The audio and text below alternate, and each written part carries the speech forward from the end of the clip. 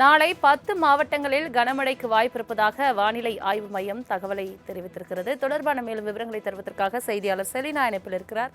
Selena, வணக்கம். நாளை 10 மாவட்டங்களுக்கு கனமழைக்கான வாய்ப்பு இருப்பதாக வானிலை ஆய்வு மையம் தெரிவித்திருக்கிறது. தொடர்பான மேலும் விவரங்கள் என்ன? வடகிழக்கு பருவமழை தமிழகத்தில் தீவிரமடைந்து வரக்கூடிய நிலையில் நாளையிலிருந்து 26ஆம் தேதி வரையிலும் தமிழகத்தில் ஒரு சில மாவட்டங்களில் கனமழைக்கு வாய்ப்பிருப்பதாக சென்னை வானிலை ஆய்வு மையம் தெரிவித்திருக்கிறது. குறிப்பாக நாளை தமிழகத்தில் கன்னியாகுமரி, திருநெல்வேலி, தூத்துக்குடி, தென்காசி, விருதுநகர், ராமநாதபுரம், நாகப்பட்டினம், திருவாரூர், அதே போல மயிலாடுதுறை, கடலூர் மற்றும் காரைக்கால் ஆகிய பகுதிகளில் கனமழைக்கு வாய்ப்பு இருக்கக்கூடும் என்று எச்சரிக்கை விடுக்கப்பட்டிருக்கிறது.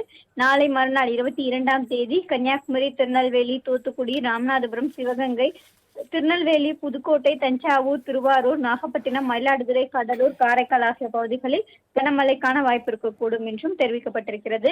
23ஆம் தேதி கன்னியாகுமரி, திருநெல்வேலி, தூத்துக்குடி, ராமநாதபுரம், புதுக்கோட்டை, சிவகங்கை, நாகப்பட்டினம், கடலூர், மயிலாடுதுறை மற்றும் காரைக்காலிலும் 25ஆம் தேதியும் தஞ்சாவூர், திருவாரூர், நாகப்பட்டினம், கன்னியாகுமரி ஆகிய மாவட்டங்களிலும் 26ஆம் தேதியை பொறுத்தவரையிலும் நாகப்பட்டினம், விழுப்புரம், காரைக்கால், அதே போல கடலூர், மயிலாடுதுறை ஆகிய மாவட்டங்களை பொறுத்தவரையிலும் கனமழைக்கு வாய்ப்பு இருக்கக்கூடும் என்று எச்சரிக்கை விடுக்கப்பட்டிருக்கிறது.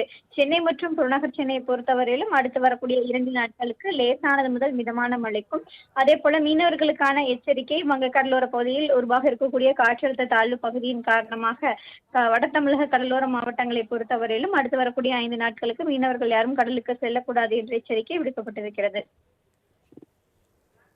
தங்களின் முழு விவரங்களுக்கு நன்றி செலினா.